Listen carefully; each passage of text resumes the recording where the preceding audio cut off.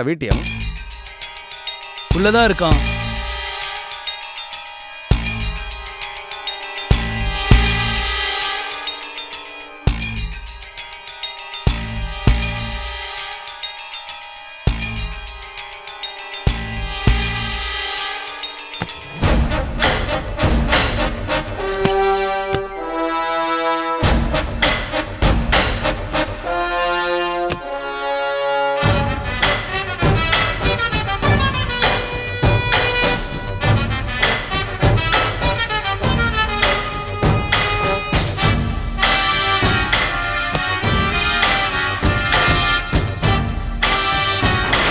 நாயே, அப்பவே நினைச்சேன் இப்படி பண்ணுவேன்னு. எங்கடா அவன்?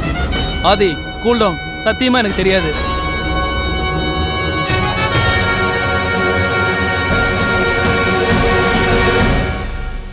ஒருவேளை நான் டாய்லெட் போன சமயத்துல அவன் தண்ணியில குதிச்சிருக்கணும்.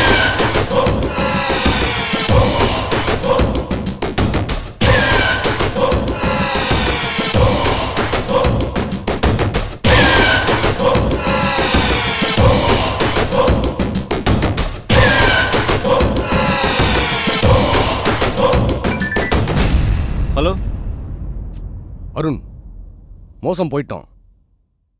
ஷான் அந்த வீட்டியம்மா தப்பிக்க வச்சுட்டான். நான் இப்ப ஆதி, அவன் எங்க இப்போ? ஒண்ணுமே தெரியாத பாப்பா மாதிரி நடிக்கிறான் அருண். ஆதி, முதல்ல அவனை போட்டு தள்ளிட்டு சீக்கிரம் நம்ம இடத்துக்கு வந்துரு. ஓகே அருண், இதோ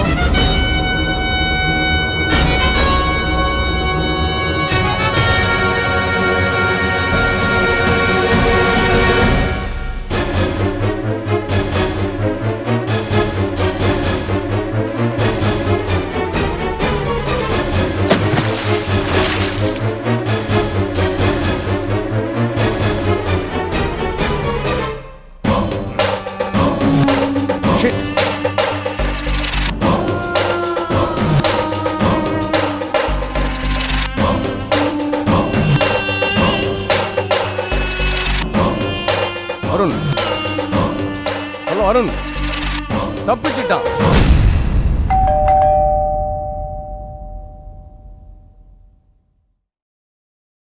வாங்க அங்கிள். என்ன திடீர்னு? ஏம்மா, நான் சொல்லிட்டு தான் வரணுமா? ஐயோ, அப்படி இல்ல அங்கிள். நீங்க உட்காருங்க, நான் அம்மாவை கூப்பிடுறேன். சித்ரா, டோர் பெல் அடிச்ச சத்தம் கேட்டுதே, யார் வந்தாங்க? மோகன் அங்கிள்மா. என்ன மோகன், இப்படி சொல்லாம கொள்ளாம வந்து நிக்கிற? ஏன், எங்க அக்கா வீட்டுக்கு வரதுக்கு நான் யார்கிட்ட பர்மிஷன் வாங்கணும்? ஐயோ, அப்படி இல்ல மோகன், தப்பா நினைச்சுக்காத. உங்க மாமாவுக்கு தான் உன்னை கண்டாலே ஆகாதே. நல்ல வேளை அவரு வீட்ல இல்ல. அக்கா, நீ சும்மா பயந்துட்டு இருக்காத. நான் யாரு? உன் சொந்த தம்பி தானே. என்கிட்ட எதுக்காக ஒளிமுறையா பேசணும்? அங்கிள், அம்மாக்கு மட்டும் என்ன இஷ்டம் இல்லையா உங்களை அடிக்கடி வீட்டுக்கு கூப்பிட? ஆனா அப்பா தான் உங்க கூட பேசவே கூடாதுன்னு ஸ்ட்ராங்கா சொல்லிட்டாரே, அதான் அம்மா பயப்படுறாங்க. என்னோட மாமாக்கு நான் என்ன பண்ணேன்? அவர் எதுக்கு என்ன வெறுக்கணும்? இத பத்தி நீங்க யோசிக்கிறதே இல்லையா? என்ன மோகன் இது? உனக்கு தெரிஞ்ச சங்கதி தானே, இருந்தாலும் சொல்றேன். நீ ரவுடியா, அடியாட்களை வச்சுக்கிட்டு வம்பு சண்டைக்கு போறவனா. அதனால உன் கூட பேசவே கூடாதுன்னு மாமா ஸ்ட்ராங்கா சொல்லிட்டாரு. ஆமா, இந்த நொண்டிச்சாக்கெல்லாம் யாராவது காதுல பூ வச்சிருப்பான், அவங்கிட்ட போய் சொல்லு. சரி, நீ சித்ரா கூட பேசிக்கிட்டு நான் உனக்கு காஃபி எடுத்துட்டு வரேன். அங்கிள், ப்ளீஸ் அம்மா கிட்ட எதுவுமே சொல்லிடாதீங்க, அவங்க தாங்க மாட்டாங்க. சித்ரா, கவலைப்படாத. நான் அக்கா கிட்ட வேற விஷயமா தான் பேச வந்தேன். ஏதோ பார்த்து அங்கிள், அப்புறம் அம்மா அப்பாவை உண்டு இல்லைன்னு ஆக்கிடுவாங்க. இந்தா மோகன். ஆமாக்கா, யார் அந்த பொண்ணு? என்னடா இப்படி தலையும் இல்லாம வாலும் இல்லாம கேட்டா எனக்கு எப்படி புரியும்? யார பத்தி கேக்குற? அதான் உங்க வீட்டுக்கு மாமாவோட ஒரு பொண்ணு வந்துச்சே, அதத்தான் கேக்குறேன். அம்மா, அங்கிள் மணிமேகலை கேக்குறார் போல இருக்கு. அங்கிள், அது அப்பாவோட ஃப்ரெண்ட் இந்திரன் அங்கிளோட அண்ணன் பொண்ணு. ஆமா மோகன், பாவம் அந்த பொண்ணு.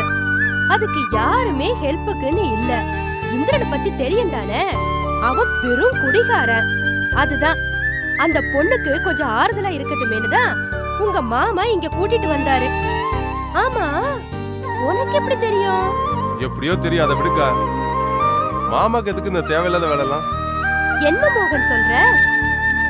ஆமா, எதுக்கு இந்த சோசியல் சர்வீஸ் எல்லாம் பண்ண ஆரம்பிச்சிருக்காருன்னு கேக்குறேன். உங்க மாமாவுக்கு தான் ஹெல்ப் பண்ற குணம் ஜாஸ்தியாச்சே. இது உனக்கு தெரிஞ்ச விஷயம் தானே? அதுக்காக ஒரு பொண்ணை கூட்டிட்டு ஊரை சுத்துவாரா? சொல்லுக்கா. என்னது, ஊரை சுத்துறாரா? என்ன மோகன் சொல்ற? இல்லம்மா, அப்பா மணிமேகலை கூட்டிட்டு இங்க வந்தார்ல, அங்கிள் அத சொல்றார் போல. இல்லக்கா, நான் பல இடத்துல மாமாவையும் அந்த பொண்ணையும் பார்த்திருக்கேன். மாமாக்கு என்னதான் பொண்ணு மாதிரி இருந்தாலும் பாக்குறவங்க அப்படியே நினைப்பாங்க. ஐயோ, ஏண்டா உங்க மாமா இப்படி பண்றாரு? அந்த பொண்ணுக்கு யாரும் இல்ல, அதான் ஹெல்ப் பண்றேன்னாரு. அதுக்கு நான் ஒண்ணும் சொல்லல.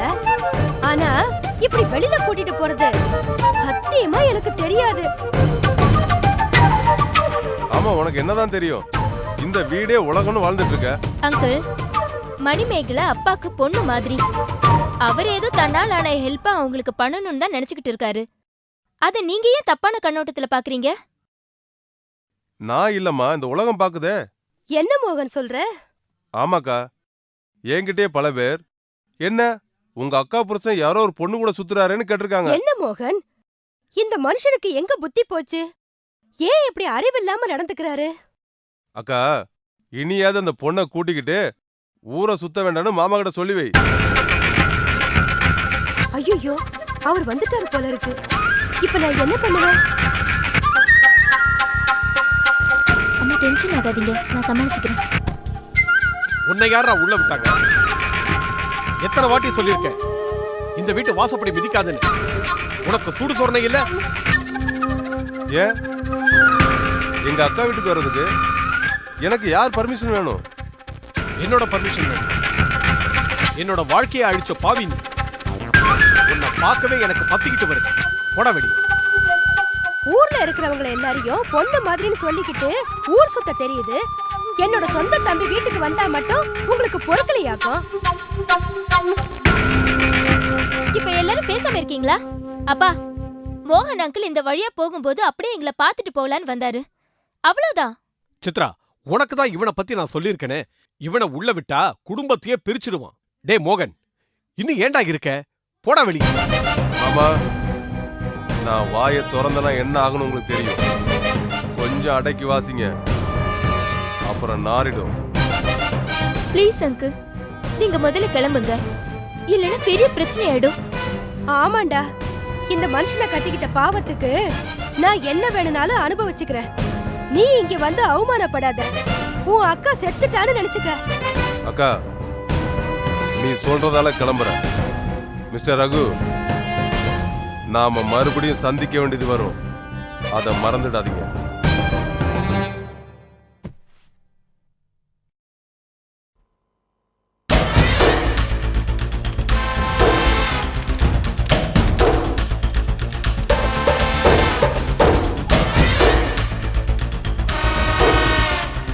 என்னாச்சு மகேஷ், உங்களுக்கு ஏதோ மாதிரி இருக்கீங்க? அப்படிலாம் ஒன்றும் இல்லை. எதுவா இருந்தாலும் எங்ககிட்ட சொல்லுங்க மகேஷ், நாங்க இருக்கோம்ல. நீங்க இருக்கீங்கன்னு எனக்கு தெரியுது. ஆனா நான் தான் சொல்றேன்ல, எனக்கு எந்த வித பிரச்சனையும் இல்லைன்னு. அப்புறம் எதுக்கு நோண்டிக்கிட்டே இருக்கீங்க? ஏன் மகேஷ் இப்படிலாம் பேசுறீங்க? ஏன் டேவிட், உங்களுக்கும் வேற வேலையே இல்லையா? வேணும்னா ஒன்று பண்ணுங்க, இந்த ரகு சாரை காணோம், அவர் வீட்டுக்கு ஃபோன் பண்ணி இன்னும் என்ன பண்ணிட்டு இருக்காருன்னு அவர் வைஃப் கிட்ட கேளுங்க.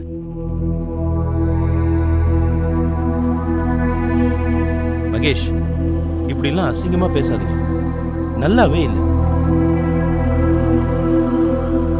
நீங்க ஏன் பேச்சு தப்பா எடுத்துக்கிறீங்க? அவங்க மனசுல உள்ளதுதானே நீங்க யோசிச்சுட்டு இருப்பீங்க.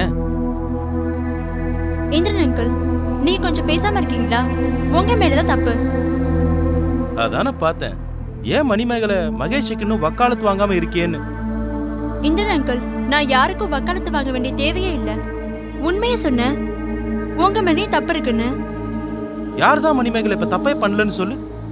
நீ கூட தான் பண்ணிக்கிட்டு இருக்க. என்ன அங்கிள் சொல்றீங்க? நான் என்ன தப்பு பண்ணேன்? உனக்கு அதெல்லாம் இப்ப தெரியாது மணிமேகலை. ஆனா மத்தவங்களுக்கு நீ இப்ப என்ன பண்ணிக்கிட்டு இருக்கேன்னு கிளியராவே தெரியுது. இந்திரன் விட்டுரு. எதுவா இருந்தாலும் நீங்க மணிமேகலை கிட்ட வீட்லயே பேசிருங்க.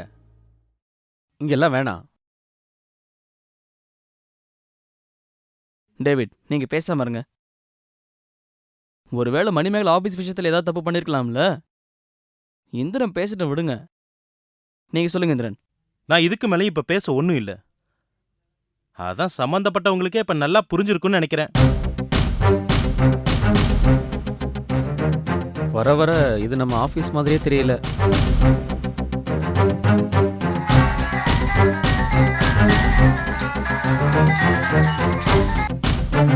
ஹலோ மிஸ்டர் மகேஷ், நாங்க பேங்க்ல இருந்து பேசுறோம். சொல்லுங்க.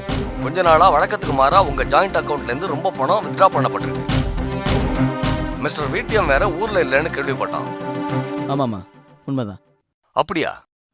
ஆனா வித்ட்ரா பண்ணிட்டு இருக்கிறது நான் தான். ஏதாவது ரீசன் இருக்கா மிஸ்டர் மகேஷ்? வேணும்னா இன்ட்ரெஸ்ட்டை கொஞ்சம் அதிகமாகவே தரலாம். அப்படிலாம் ஒன்றும் இல்லை, ப்ளீஸ். அப்புறம் நான் இதை பற்றி இப்போ உங்ககிட்ட பேசுகிற நிலைமையில இல்லை. அப்படியா? வச்சிருங்க.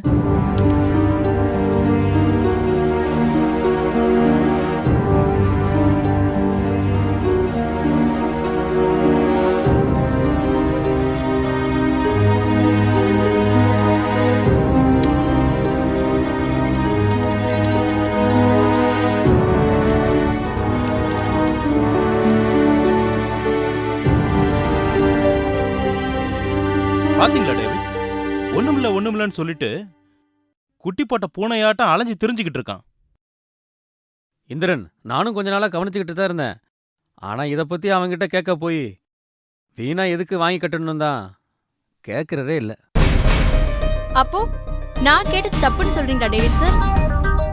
அப்படியெல்லாம் ஒண்ணும் இல்ல.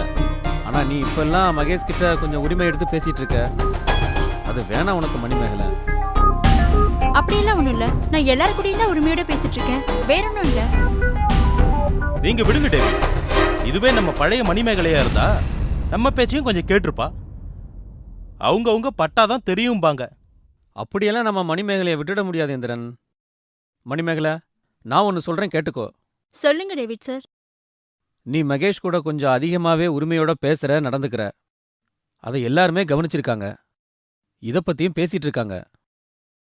நான் ஒன்னும் தப்பா அவர் கூட பேசி பழகலையே. அப்படின்னு நீ வேணும்னா சொல்லிக்கலாம். ஆனா நீ கல்யாணமாகாத பொண்ணு. மத்தவங்க அதை தப்பான கண்ணோட்டத்துல தான் பார்ப்பாங்க. டேவிட் சார், நான் மத்தவங்கள பத்தி இனிமே கவலைப்பட போறதில்ல. நீங்க நினைக்கிற மாதிரி மகேஷ் ஒன்னும் கெட்டவர் கிடையாது. அதை புரிஞ்சுக்கோங்க.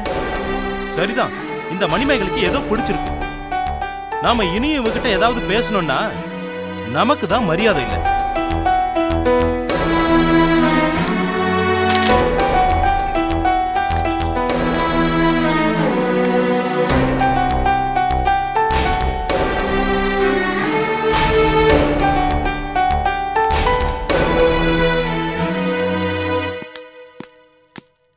மகேஷ், இப்ப நீங்க உள்ள போனா வீணா பிரச்சனை தான் வரும்.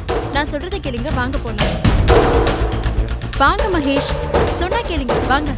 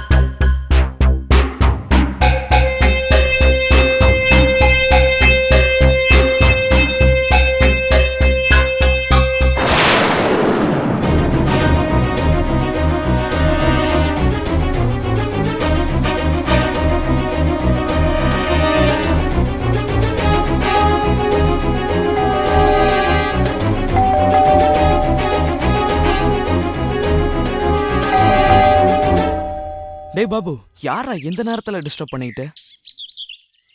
சச்சா, மனுஷனை நிம்மதியா ரிலாக்ஸ் பண்ண விடுறாங்களா? நீ டென்ஷன் ஆகாத மிக்கோ, நான் யாருன்னு பார்த்துட்டு வரேன்.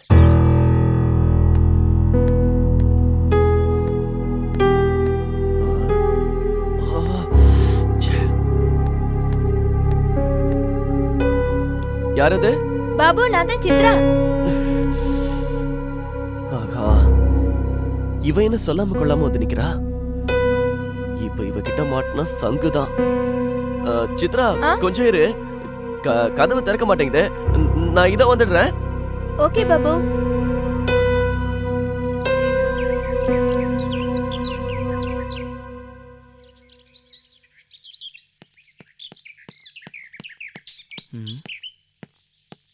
டேய் மிக்கு, சித்ரா வந்திருக்காடா.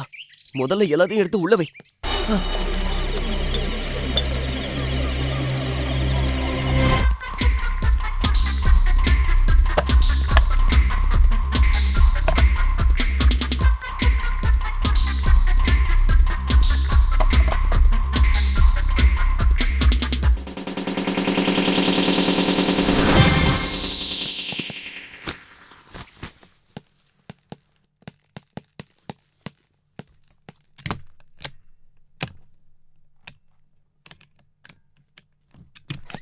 சாரி சித்ரா, கதவு திடீர்னு மக்கர் பண்ணிடுச்சு. It's okay Babu. ஆமா, என்ன பண்ணிட்டு இருந்த? நானா? நான் வந்து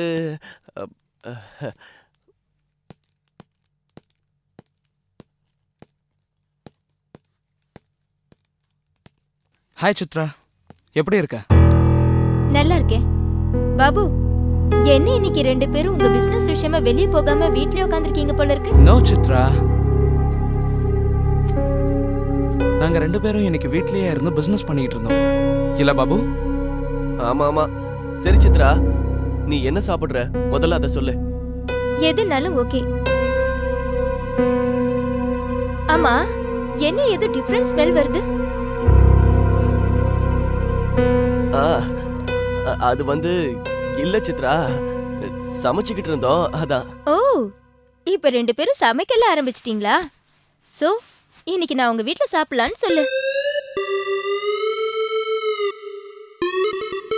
அது இல்ல சித்ரா, இன்னும் சமைச்சு முடிக்கல.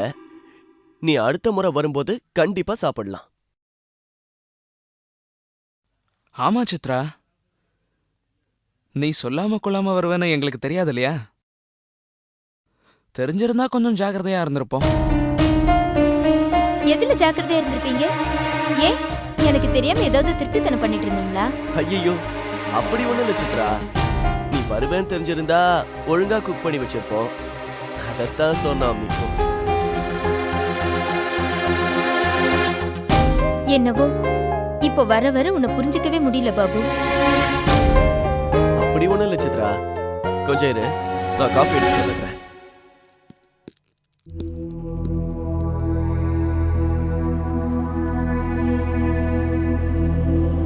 டேய், இங்க வாடா, வா.